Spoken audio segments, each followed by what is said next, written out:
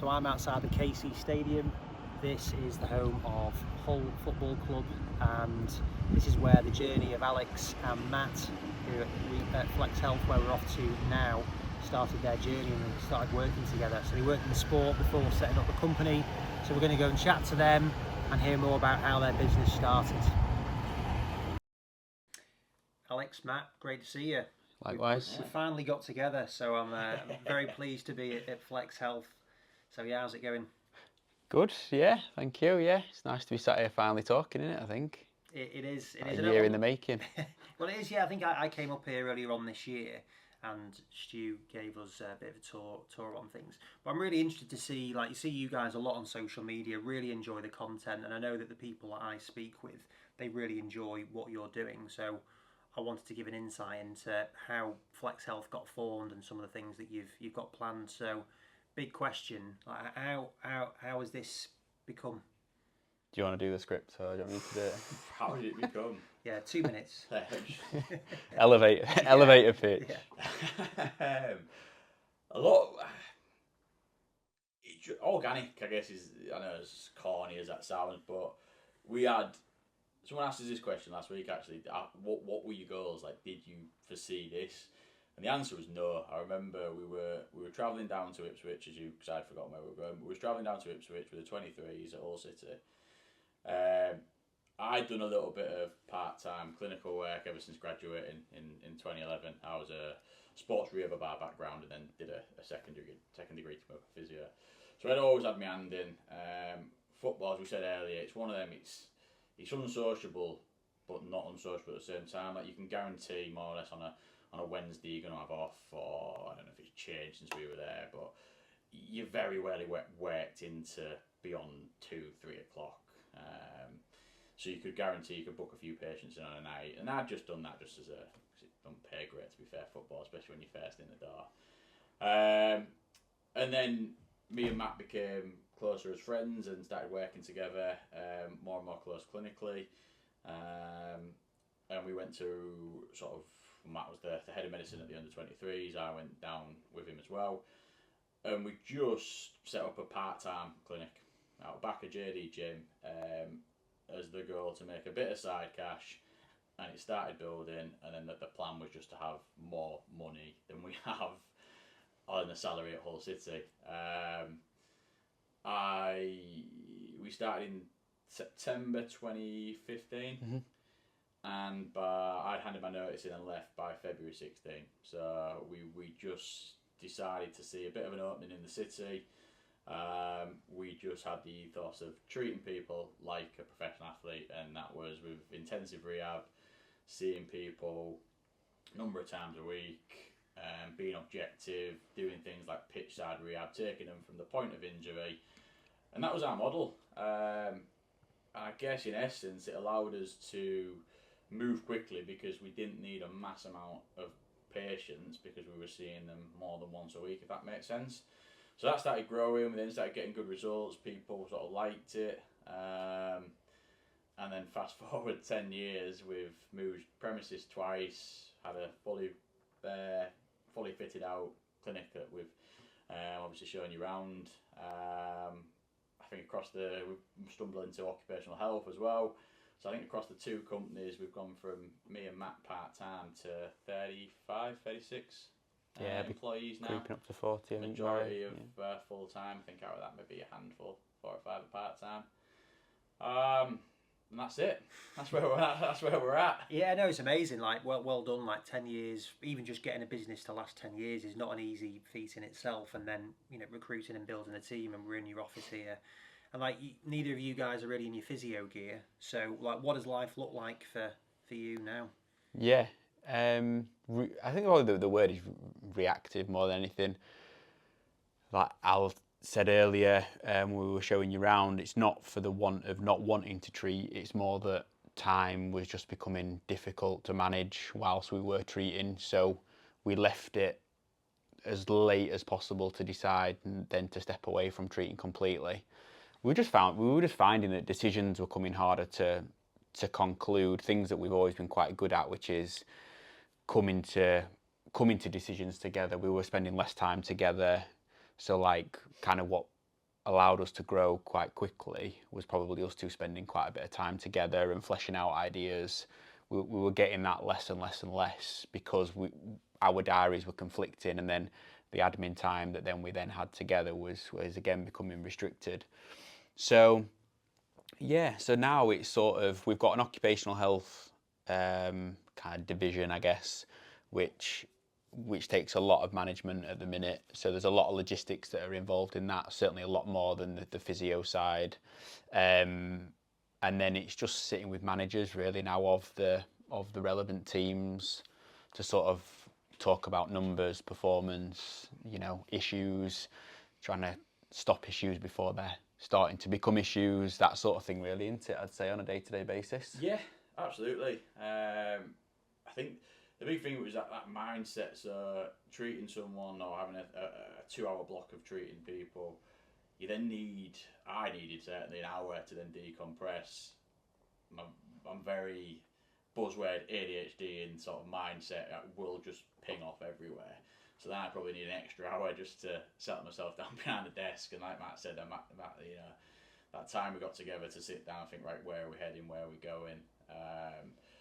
And yeah, it is a lot more logistics. The occupational health side, a lot of the growth depends on delivering a good job, but then being organised to know that, okay, we've gone to this factory, we've tested 100 people for this, we know that in a year's time they need it again. So we need to make sure that we're organised to not miss them dates. We're reaching out with a certain amount of notice to the HR departments. The sales force are great, but they love new sales. They don't particularly focus sometimes on the ones they've got. So it's just, like I said to you earlier, it's gone from, what you actually bread and butter, you've got a list of people, you're assessing, diagnosing, treating, managing, to now, which could, your diary is dictated by the patient to some degree. If they want to see you at 7 o'clock, unfortunately, you bite the bullet and see them at 7. If they want to see you at 8, whereas now it's more of a standard job. Like it's the first time we've had a normal job,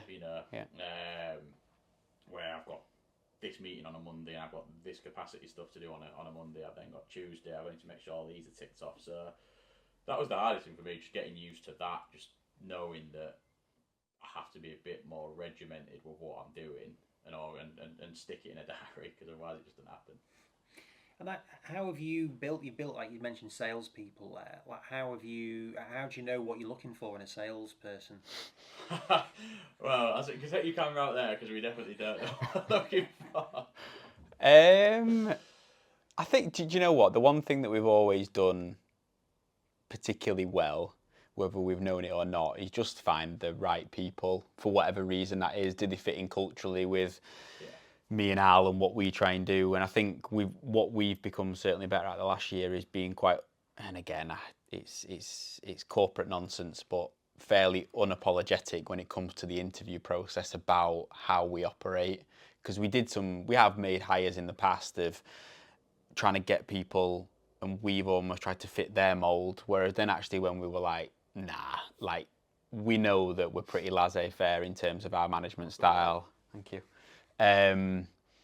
We don't micromanage, but equally that comes with a point of, because we don't micromanage at all, you then have to be a self-starter. Like, it isn't going to work.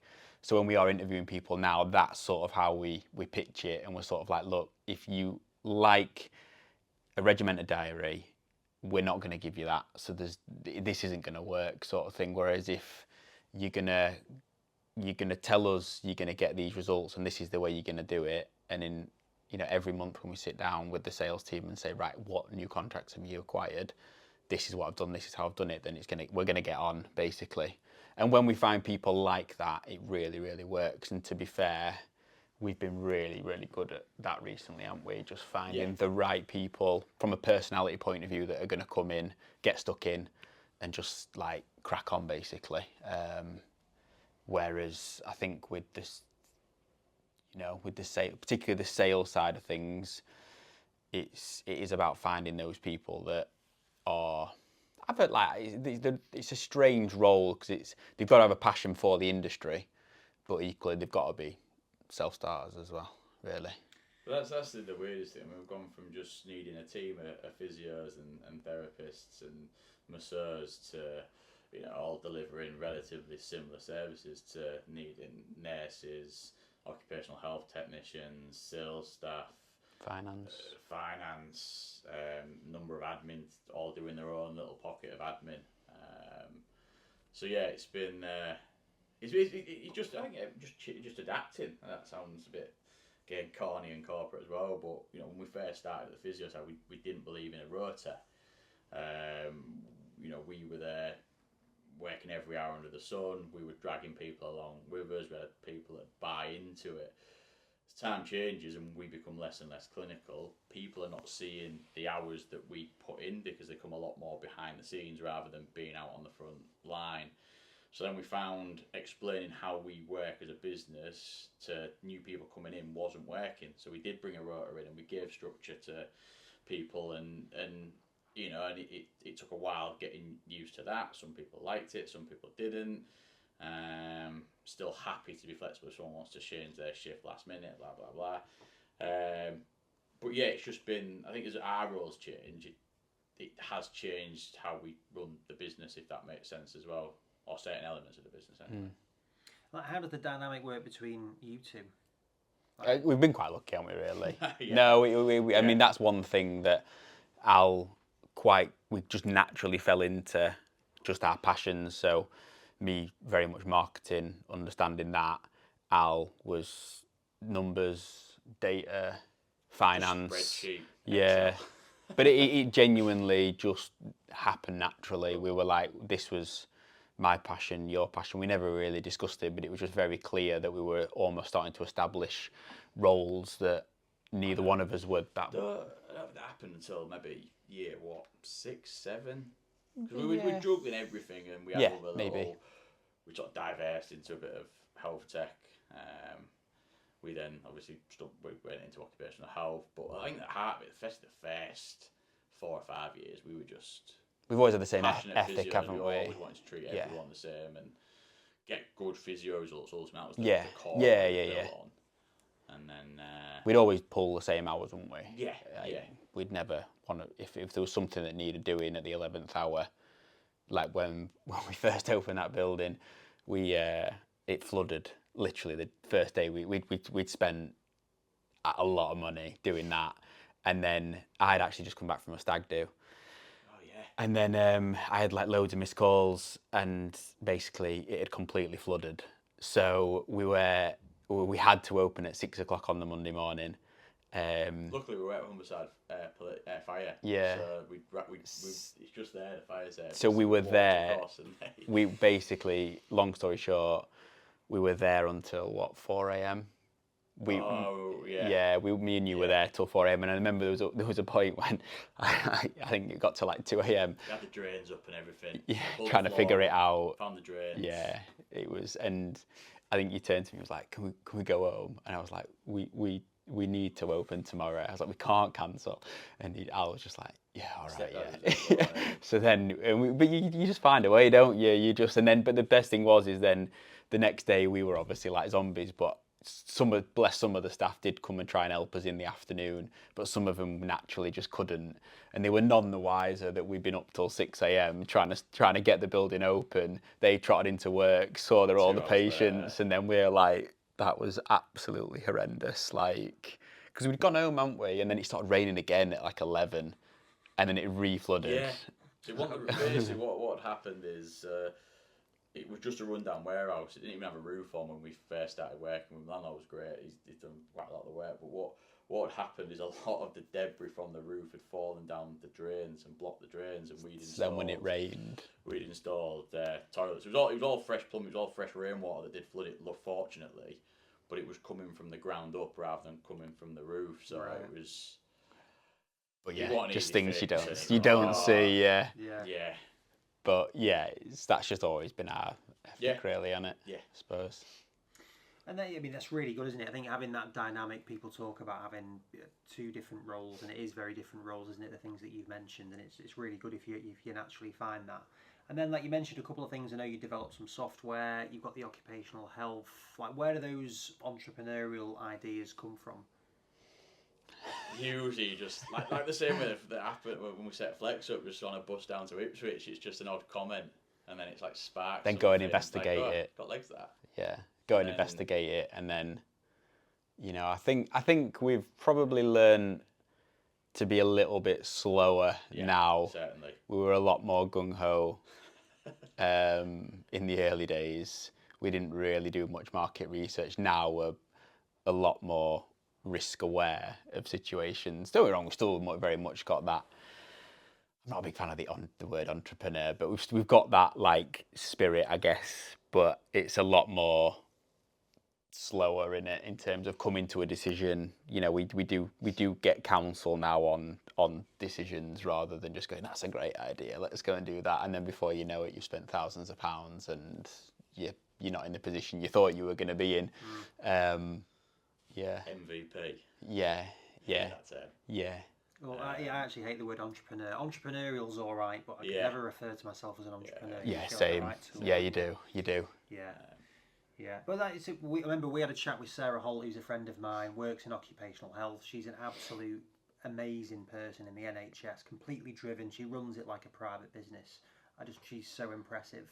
And we had that call with her, and she still references it, and she's like, yeah, Alex was just like, yeah, we just sort of ended up doing this, and now we're creating a pretty decent sized business. You know, you're really growing in that area. So I think you hear a lot of stuff about physio. Oh, it's hard. It's this. There's these things, but you guys are finding opportunities with doing stuff. So talk me through this occupational health one. Like, how has that happened? Oh, COVID. To be fair, COVID was a catalyst because we were doing it without knowing we were really doing it. We were just doing a very small area of occupational health as physios. So what we now know called management referrals and absent management. We were fortunate during COVID to be one of the only places, physio companies in the area that had their own premise. So when gyms shut down, we could still open, obviously under guidance and doing the best we could through that situation. But a lot of the especially the older generation of physios that have been here forever, been coming up towards retirement anyway. They had a lot of these occupational health contracts where company would send one of their employees in. We'd do an unbiased or report of what we feel up them from an MSK perspective, and give them a little bit of treatment, but we'd keep them in work basically. So we sort of did that, started building, working with some reputable government organisations and companies in the local area. And again, it was just a sort of not chance meeting, but we just got speaking to, well, Matt more than me, got speaking to Jordan, who's now head of our sales team. And he sort of picked up on that you're doing one area of occupational health. Have you thought about doing the full shebang, which includes, on-site health surveillance, working with nurses, OHPs, delivering drug and alcohol testing, vaccination clinics. What else do we do? Wellbeing, yeah. PSA testing. So then again, screenings, things like that. At that point, did some further investigation into actually what it is, and I think, kind of, because we were doing the occupational physiotherapy, we knew that as a business, in order to expand, we were you're always, I'd like to say probably every physio company in the UK is probably going to be capped by location in terms of how much they can actually get into their physio clinic. So we kind of knew that then the next step would always have to be business to business relationships, and then we were like exploring, well, how can we grow occupational physiotherapy more? And we were like, well, if we have an occupational health function, then in order for that to grow and develop, then we can also grow our occupational physiotherapy side. And that's how it started. It's just that naturally over time, the occupational physio side has grown, but just not as much as the occupational health. And then again, we just acquired local contracts. Again, I've always been okay enough to say that luck plays a part in a lot of our journey. It has done. Right place, right time. We've just acted on it. And again, it was a very similar thing. It was the right place at the right time.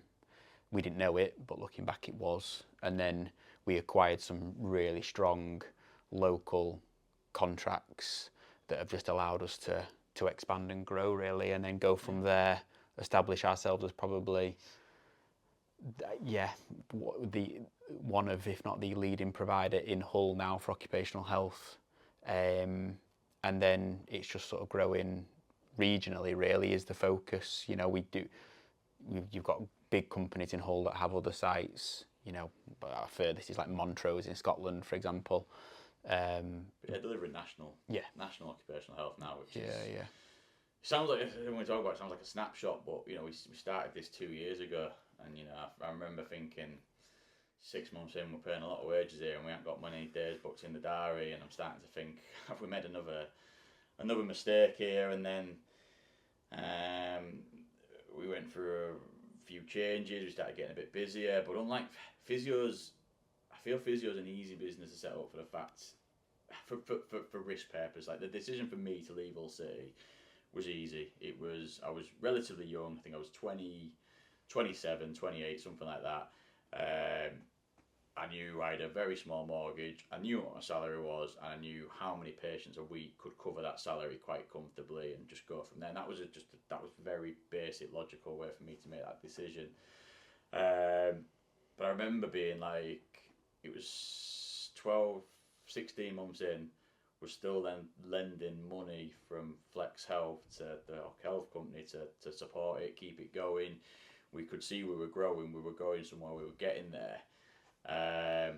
But every time you grow in an industry like this, there's a startup cost. So every tech needs their equipment. They need a van. They need a van. They need training. They need their testing equipment. So every time you get a little bit busier, there's an upfront cost. And then physio is very basic. Someone comes, someone pays, someone leaves. We're now dealing B2B, so we'll deliver the work, and some people have a 30-day term, some people have a 90-day term. So, and again, before we brought our financial controller in, he's my old man actually, so it's good to actually work with him, sits opposite me. But again, you know, that was new, so we wouldn't be as organised chasing up debtors. We wouldn't have an itemised debtors list every sort of week coming into the business, so we know, okay, well, this person, we know what's coming in next week, we know what we need to chase up and things like that. So it's just been, like I say, going from a bread and butter that we've known, that we sort of mastered, if you like, quite quick, to thinking, right, we deliver one part of it, I think we'll be all right here. So then 16 months in, thinking, oh, wow, what have we done here again? But now, yeah, we can look back and laugh now. So, because I used to work for IPRS, who had big occupational health piece in terms of what they do, and I know that the margins in that area can be quite tight, or they certainly were in terms of that bit. So, how do you go from, you've got a physio business, it's a totally different business, isn't it? B2B stuff. So, is that learn on the job then, that you're just doing that? Do you get external people in to help you with it, or like what? Because you're winning contracts. Like, how have you? Who was doing it before? Who was doing these contracts before you? Like, what are you doing that makes you win them? Yeah, it's a valid. It's a valid. I think we have had some support from external people, but I don't think that's been, although it has helped, I don't think it's been the sole reason for us getting to the point of where we are now. I think the one thing is we are incredibly, at the minute, we can be very agile in terms of what we do. So if a system doesn't work, we're very, very quick to change that system, trial that system. Then we're always doing that, like week on week on week. It's right, this process doesn't work, why? Right, let's get everyone together who needs to be involved in it, flesh it out as a team. Right, this is now the new system, let's try that, does that work? And we've done that for the last 2 years and got us to the point now where it's running pretty well, really, in terms of like the efficiency of the service.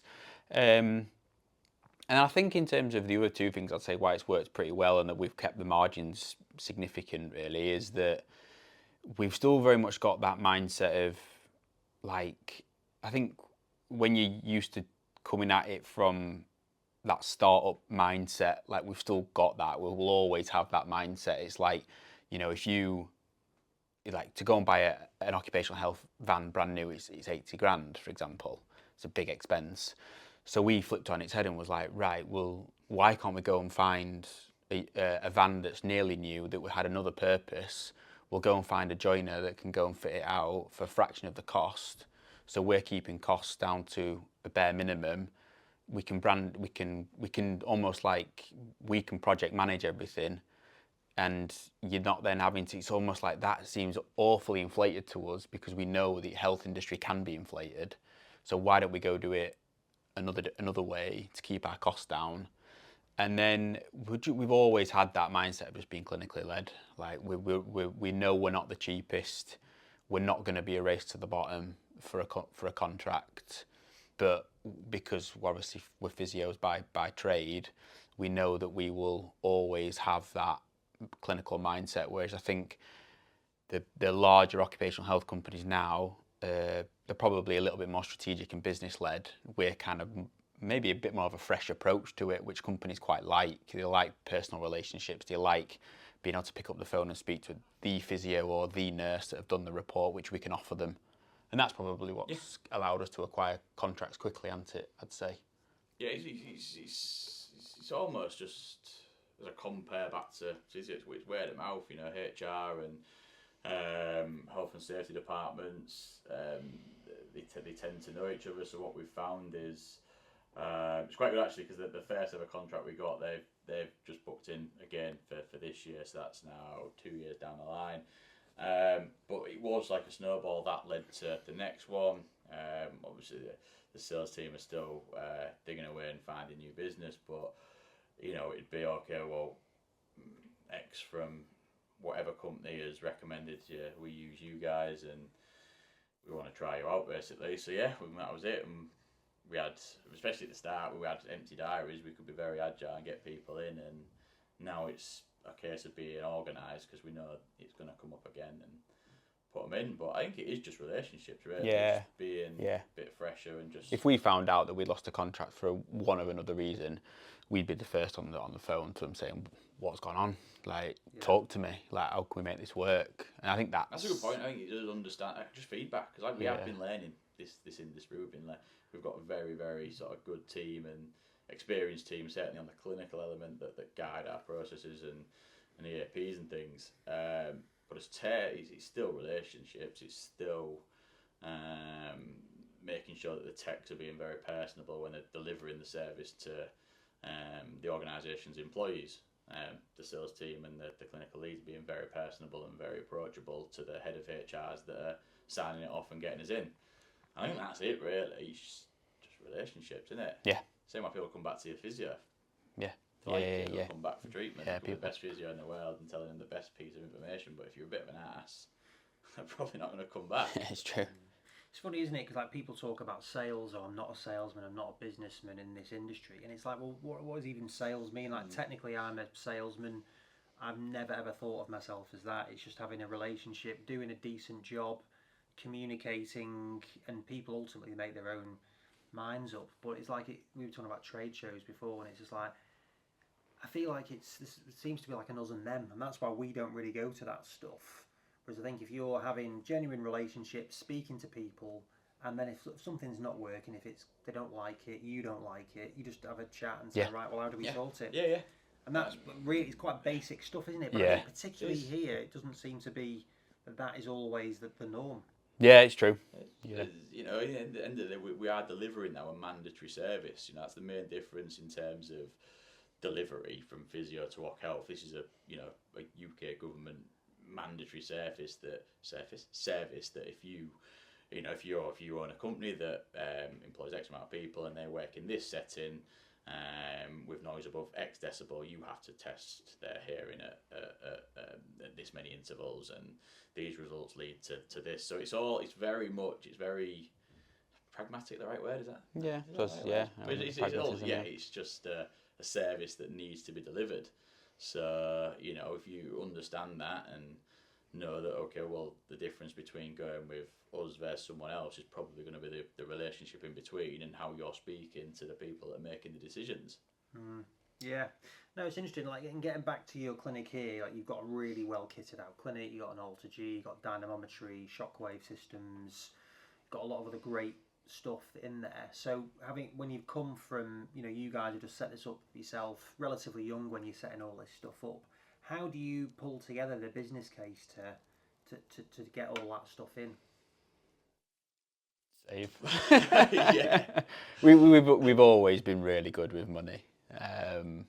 A lot of that you've seen there, we've had a handful of grants, but a lot of it's just been our own capital that we've saved over the years and reinvested. Like, that's important to us. Yeah. But we've always been, you know, we've always understood the importance of cash flow and, you know, making the right decision at the right time, building to something and then saying, right, yeah, now's the right time to do it. You know, we've always had that mindset, haven't we? Yeah, and I don't think we've never had the case of where we'll just buy a piece of kit just because it looks cool. You know, there's always been a need for it, or we believe it will lead to, you know, more people getting better results. If we get more people getting better results, we'd like to think that they'll refer more people in, and it just increases that service line. And even if it's a case of, on the real basic premise of it, it's you know, that the force plates, the handheld dynamometer, if we can give someone an objective piece of data that's going to keep them bought in to complete their physio journey and they don't get injured again, then perfect. Yeah. You know, you just got to believe that that will lead to a better reputation and more business, more people coming in, which is what we've always sort of tried. You know, it's not for everyone. You're not going to get, well, to be fair, I'm sure Stu would get everyone on the force plates if he could. But you know, we've had the force frame before. Good piece of kit. You know, we use it. Well, the LTA use it with their tennis players. We still see them using it. But as a time precious, we've got half an hour here. We've got an hour. We found that just didn't fit our model. So we thought, yeah, it'd be a great decision. We'll get it, and we just couldn't make that work within a standard private practice hour setting. We couldn't work out how to price it right. We couldn't work out how to make sure that the session flowed and how we then build that into test and retest. Handheld dynamometer test, so easy. You know, Stu's always on it. He then delivers the internal CPD, make sure that we're using a standard protocol for every person that comes in with X injury, and it becomes seamless. So you know how to deliver it. You can still, because people don't just want to come and be assessed. I think they want some treatment. So it has to be, you are on the clock from the minute they come in, from the minute you say hello. You're trying to impress them, if you like, or get them bought into who you are as a physio. So if you can get your assessment done with some very good objective data, if it's clinically appropriate, and give some treatment, and then give some management, and then tell them, right, this is where we're going next. That's your package. Yeah, that's absolutely. when people will think, right, yeah, this person knows what he's doing. I'm in good hands here. Yeah. Yeah, I think it's really interesting. I was at a presentation last night, and it was in a biomechanist physio, and there's so much data out there that people can collect. You guys have both worked in sport. There's a lot of metrics. Whereas that the way you just described it is really succinct. So we're going to use some of the stuff that you do in terms of packaging it. There you go. Yeah, it was good. Yeah, well, it's an unpaid internship you've got there with us. But it's like, really, all you're trying to do with this stuff is buy-in, accountability, change. People, I mean, how do you find it? Like, from data management, you can look at as many data points as you want, but ultimately we're dealing with psychology and people again. That's relationships. Yeah, I mean, the key thing I've always about that and like the psychology is one thing again, which is why, and I know Stu's of this mindset as well on the team. From a data point of view, is that one thing that I always struggled with coming through as a physio was that, like, you should always dumb things down for patients, where we've always had the opposite approach. Whereas I think I'd much rather, when I was treating, give as much data where applicable naturally to your patients, because from a footballing world, you know, you've got footballers who, by all accounts, people perceive to be not very intelligent people, but they want data. So we were always brought up in that environment where, like, if they had an ACL, by the end of their 9 months, say it's been successful, they were almost an expert on, they could tell you the attachment site, the insertion site, they could tell you the muscles, they could tell you everything about the anatomy. So we went in with that same approach for our patients, where it's like, right, as long as you keep the patient on board and you're not overwhelming them with the data, we'd much rather give them more data than we think that they need, because then they can make the informed approach and go, no, I know from a psychological point of view, I'm improving, I need to come back and see you for this reason. So that's, again, why it works for us really well, because we like that information overload process, don't we? Just gives you that. I think gives you that clear end goal, because I think the logistics of being a physio in a private practice, it's them last few sessions where you feel, okay, well, I can do my job. I'm back to work.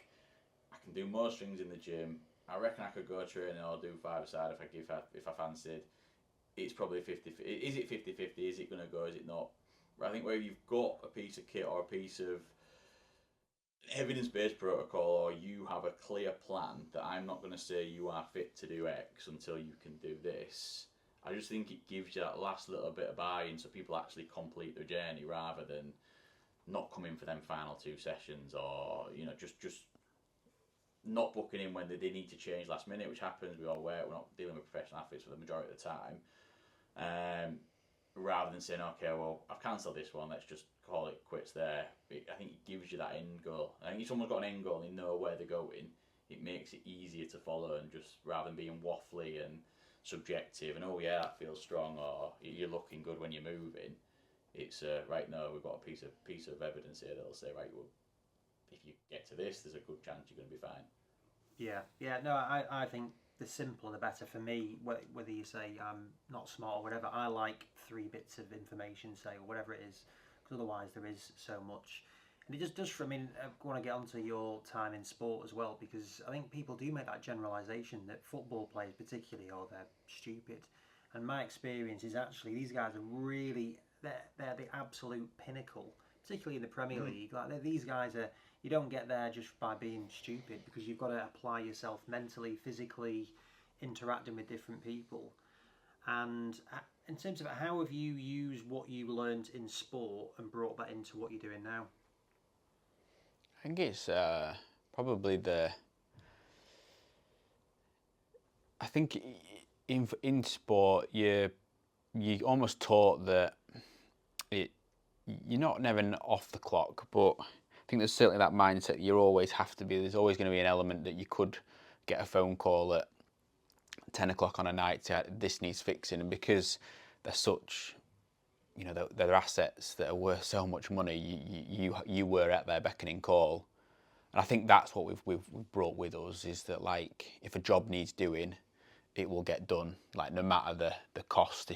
If this needs to be doing for this reason, then it has to be done, which is, I think, what is ingrained into you more than your clinical skills when you work in sport. If you ask me what, for me, the key difference between an NHS physio versus a football physio, I know there's other professions and sectors out there, but the key difference is an NHS physio largely can walk in at 8 o'clock and leave at 4 o'clock.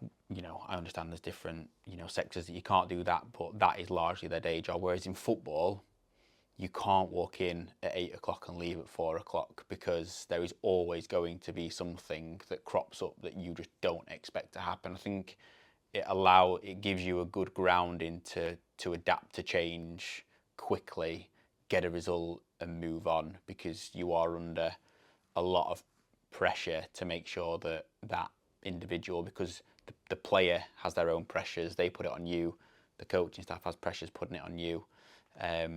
That's probably what you learn, and we've brought into what we do on a daily basis. I think it's that, for me, that's what I don't know what yours would be, but yeah.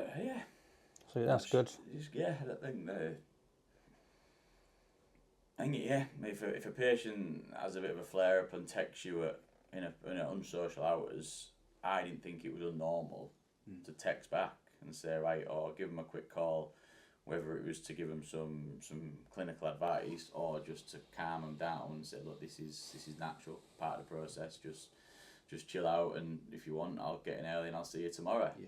I think that was the key difference, just knowing that, we had the ethos of treating our patients like professional athletes. It wasn't the case we was dragging these people in, 4 times a week sort of thing. It wasn't to that degree. It was giving them their attention to detail. If they want to talk to me at 8:30 at night or whatever, I'd reply and I'd talk to them, I guess. And I just thought that was normal. And in terms of that, it's quite unusual, I would say, from my experiences, to have left sport relatively young for you guys, because albeit everyone says how hard it can be and all of Yeah. those things. So, like, what prompted you to want to try and set up this? I think we had a really good grounding, didn't we? So I think we had a lot of really like quality. We were lucky again. Like, Yeah. we're really lucky in terms of our the Right place, right time again. yeah. When we was at Hull City, the Incredible medical physio department team, was invested in unbelievable. heavily. We were 2 juniors coming through at young age. And I think we had them talking to us very early on about what life in sport looks like. So although they loved it, it was that they bounced from club to club to club to club, and it was we were looking at it and going, right, in order to. Your mic's just died. That's it. Why don't you have mine, because I'm saying a lot less than you, so that's you just have my one. Is that all right? So I'm going to flank that. Just carry on. So we had the ability to listen to them. Although, as I say, although they loved their jobs, it was very clear that if you wanted to climb that career ladder in sport, it was going to be move cities, because you're going to have to, because obviously every majority of cities only have a handful of clubs. And then I don't know. I just think it was that for me, and then it was just let's give this a bit of a bash, really. I think, wasn't it, and see what happens. Yeah, I think I had a bit of a wobble halfway through, because I remember I got a job in recruitment. I'd accepted it, and he talked me out of it. I remember going into the physio office. Said, "Look, I've got this job. I've already accepted it. I'm off." And he made me double think, and I think I've been a bit disheartened for one reason or another. But fortunately, managed to stay. I think it was coming to the end of my physio degree and a few other bits and bobs, and money played a part. You know, back then I was there were pressures on. You know, I wanted to buy a house. I was coming to sort of late 20s, and I just couldn't see. I had no desire to leave Hull really. And I'm Hull. My first job was with my hometown club, and I think to see myself progressing in sport. Then I got blind to tunnel vision. Thought, right, well, if I'm a physio, I'm going to be a physio in sport, and that is it. And I thought I'd have to move around and do this and do that. And did I really want that? And I always get a bit bored anyway. It's probably why I would keep going into different areas. I am a bugger for getting bored or thinking, right, let's just try this. Or so I think there wasn't one thing for me. It was just it happened. I try not to overthink it. I probably was getting bored of that industry and working in there and ready for a change. But saying that, it was still quite emotional. I left. Still remember handing me notice and thought I'd been there sort of 6-7 years. It was a bit, but still, yeah. I think for me, it's just I like that ever changing sort of thing. Yeah, and then in terms of, I suppose like the whole location, like people will talk about things in London and various bits and pieces. How much do you think geography plays a part in having a successful practice? Because like Hull's quite, Yeah, it's not, there's not much round here. Do you know what? Until the last year, I don't think it had ever really crossed our minds. I just think we thought that we were just legitimately doing what everybody else was doing. Honestly, we did. We just thought this was what everybody else was doing in every other city. And then it wasn't really until we started to become a bit more aware of the industry that we were like looking around going, actually, like, yeah, maybe there isn't that many people doing what we're doing. But by that point, because we'd built just such a solid reputation, we were like, okay, like we're kind of here now. And yeah, I think Hull's a strange place. I mean, I'm not from Hull, but it's one of those strange places where they're very proud of, like, you know, people from Hull are very proud of, like, of Hull. I remember when Luke Campbell won the gold medal. Yeah. He said when he won the goal on Canberra, like he said, "Oh, come on, Hull or something." I remember all the lads at City, like Liam Rossini. He's like, "Why does he have to mention Hull? Just won a gold medal." And so I think if you establish yourself in the local community and do a really good job of it, then word of mouth referrals pick up really, really quickly, which is what we found. So we were everywhere in the first few years, and then that just kind of like snowballed. And I think and then when you talk to other clinics in other areas, I'm from Sheffield, it's a lot more saturated in Sheffield because I don't think people have that sense of belonging quite like people do in Hull. I mean, I'm married to a Hullion, and so I know it. It's they're Not me. Just to yeah, clarify. yeah. Luke Campbell. Yeah. So yeah, that's probably my observation, is that it's a proud place. We've established ourselves in the local community, and that's, to be honest, more why on my social media I've kind of gone almost like a full circle moment where I think social media, particularly in physio, and it's a slight tangent, but I will finish on this point for the location thing, is that it's almost like become everyone's, and I did it, like in its absolute, 1000%, like the industry's fully moving online. That's where it's headed. Where in actual fact, and I think what a lot of physios have potentially done is neglected their local community, where it's actually a lot more powerful. So we've gone back to what we were doing 6 years ago and say, right, what local communities can we get involved in it with again? Because it hasn't worked the way that we thought it was going to work, the online community. So what did work for us? Well, being involved in a Saturday run club actually got us more clients than being online. So let's turn our time and energy into that, which we've always done really well, haven't we? Yeah. But yeah, I've never sort of really thought about. Once someone recently asked, we asked them why they'd never ever moved into Hull, and they just said, well, demographically, it's not the most affluent of areas, and it's never even crossed my mind. We've just, whether it was purist or whatever we're going to call it, we've just thought, well, we won't tell people what they can or can't afford. We'll say, right, this is our service, this is the results we feel we can get you.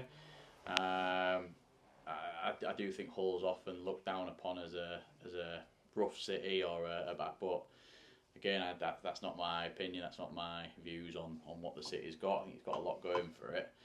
And it's something I've never really thought of, whether geography played a part. Well, we've always had just a central hub. We were told you couldn't combine MSK and Neuro. We feel we've done it very well. We've navigated that. We've now got a very successful paediatrics department that treat everything from developmental conditions to MSK paediatric conditions. And I think the only thing we've maybe hit a ceiling is we've not got enough treatment rooms. So we know we started looking at satellite clinics and moving to another clinic within Hull, but it was only grown out of the fact that we don't have the treatment rooms and the space, and after asking a few people, it probably would be more convenient than to travel 2 minutes from their house rather than 30 minutes in this notorious road that we've got out front that if you time it wrong it can take you half an hour just to get down. So that's been it really. I think that the only geography we really ever played part is we do know Hull is you've got Eastall. If you're into rugby league, you've got Eastall and you've got Westall. Anyone from Eastall thinks Westall's miles away, and vice versa. No one from the posh part in Westall will travel into Eastall, which I'm from, so I can say that. I'm from Eastall.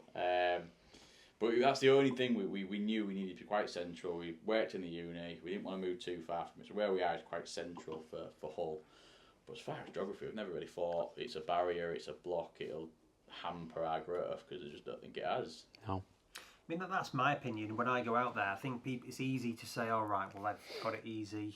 They've in London, and we work with clinics in the Lake District that are really isolated. In Scotland, like, we judge it a lot on what they spend a load of money with us on stuff. So I don't think it is. I think you make it what it is. If you can find people, if it's about sales value and the perception of people, like, it's still, even the people in London, £100 an hour, whatever it is, still not a massive amount of money if you're helping someone be able to move or play sport or live without pain, whatever it may be. Yeah. Like, just touching on like social media, you guys have got really good presences, and you'd say you're not as, I probably speak to more people than you do in the industry, but you've got a really good reputation with the content, and everyone speaks very highly about that stuff. So I think it's a shame if you don't carry on doing your podcast from that bit of it. So is it like, what was that an active thing that you were looking at doing it? Because you've got your own individual personalities, and I know you're not the types to just force, oh, we're going to do content and be this way. You're just being yourselves on it. I think that's one of the reasons it's dried up. It became forced because we was trying to find time for it. So when we first set up, there was a genuine need, like we've sort of touched upon. We did develop a rehab app. We got very close to having that rolled out in the NHS, but sort of fell at the final hurdle, if you like. So then we thought, like, well, what do we know? We don't really know the NHS. We've never worked in it. We know private practice, and we tried to model it on the online PT business, which is booming, flying. You know, the days of going to see a face-to-face personal trainer are becoming, you know, less and less, and people are going online outside of these small group PT classes. But a lot of people want to know, I've joined a gym, what do I need to do? What do I need to eat? I'll go do it. Just check in with me and make sure I'm doing. And that's what we started doing. And to be fair, it does work. I won't completely dismiss online physio, because there's some people out there that may be listening to this that are doing very well at it. There's a handful of clinics that I do know are doing well, being very, very bespoke with, you know, ACL programs, I'll get you back, and all this. And it is an affordable and effective way of doing it. Like, some of the information I could give someone as an online client for an ACL rehab rivals what we did in Sport at City. That's the closest I've got to the amount of information, the amount of rehab, the amount of touch points, how contactable I am, was when I was working online with people. The problem with, and that's why we went into the social media sort of game, if you like, and that's why we started doing what we do. And it then became very apparent that it was a lot of hours filming. I mean, him more than me, because he does all the editing. He has to direct me.